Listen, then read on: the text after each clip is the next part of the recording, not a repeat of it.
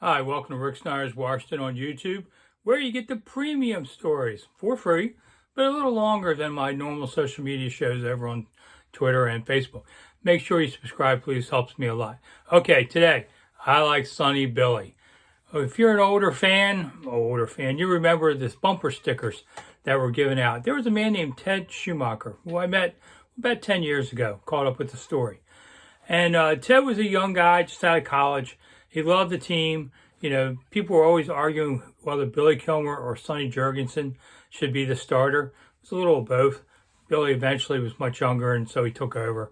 But those two were thick as thieves.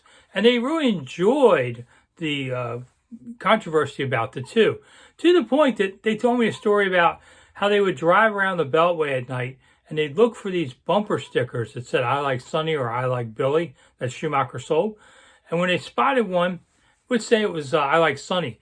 Then they'd pull alongside that car with Billy closest to it, and Billy would reach out and give the guy an obscene gesture I won't repeat. And then they'd go look for somebody that said, I like Billy," and then they'd do the Sonny would do the same thing to them. Can you imagine? Sonny Jurgensen's next to you on the Beltway, and all of a sudden you look over and he's giving you an obscene gesture. But that's what they did it for fun. Hopefully they were sober. And the two just enjoyed it so much.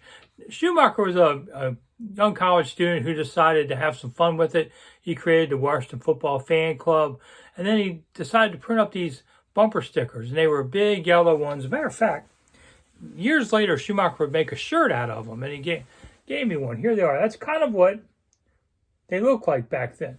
You know, they were big back when you put bumper stickers on your car. You wouldn't do that now. But they'd say one or the other. And he sold them for $1 each. There was a store, Rodman's, which was a big department store at the time, long gone now. They sold 3,000 of them.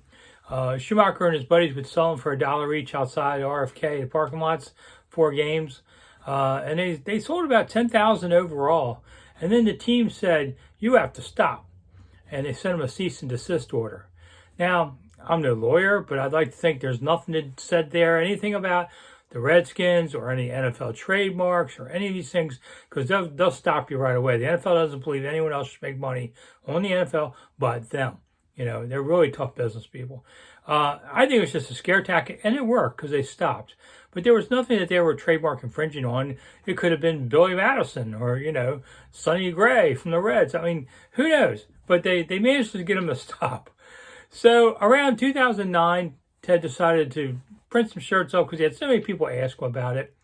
And one day he's flying down to Naples, Florida, and who's sitting next to him but Sonny Jurgensen? And so he gives Sonny some of the bumper stickers he still had left, and later sent him some shirts because Sonny now is retired in Naples, Florida too. So they would see each other on the planes now and then. Ted actually is an insurance agent. He decided to retire a few years ago too. He's down in Naples, Florida. Last I heard, Ted, if you see this, ring me up. I want to hear from you. So it was always a fun thing about that. And of course, every quarterback controversy we ever talk about nowadays, we go back to Sonny Billy. I mean, there were others before that, but nothing really big. That was the big one. That was because they were both good players and well loved around town. Sonny and Billy remained very good friends. Billy's retired down in Florida also, different coast. But the two, they never got personal. Actually, they bonded together against Joe Theismann because Theismann was the young guy coming in who said he was going to take their jobs. And they bonded against him. And the public loved Sonny and Billy so much that they kind of bonded against Joe. And I always thought that was really an unfair thing in the end because Joe Theismann had a great career. He had 84 wins as a Redskin quarterback, most ever by a Redskin quarterback. He won a ring, went to a second Super Bowl, which nobody else has ever done. But people like Sonny and Billy so much, they just ganged up on Joe. And even today, I don't think people give Joe the credit. Maybe we should make an "I like Joe" bumper sticker. I don't know. Anyway, these are the kind of stories. Man, if they were only written down somewhere. Oh, wait a minute. If you want to look at my book, a lot of these stories I tell are also in the book. It's been a few years ago. You can still get it on Amazon. Probably get it cheap as one of the used copies, which I won't make any money on, but I won't make any money on it anyway. No big deal. That's why I'm asking you to subscribe here so I can make a little advertising money off of this. Anyway, Sonny Billy, great story on the two, the bumper stickers. I never actually had a bumper sticker itself, but I remember seeing them as a kid. Anyway, that's the exclusive content you get here on YouTube. So make sure you come back. There's lots of great stories. You can look at the ones you've missed. It's always a lot of fun. And on the daily side, you'll see them on Twitter and Facebook, where I talk about contemporary things or whatever's happening. So thanks, Sonny and Billy. Let me just say this. One of the great perks of covering this team, for me, was to get to know the old veterans. The new guys are guys I cover.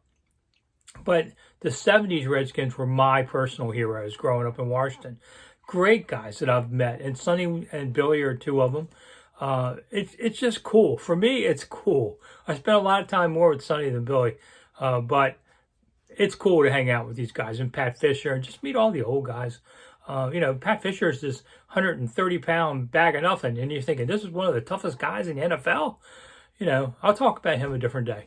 But that to me is the great perk of this job. So I really do enjoy it. Okay, thanks for coming to Rick Snyder's Washington. I'll see you again soon. Yeah, thanks for the time.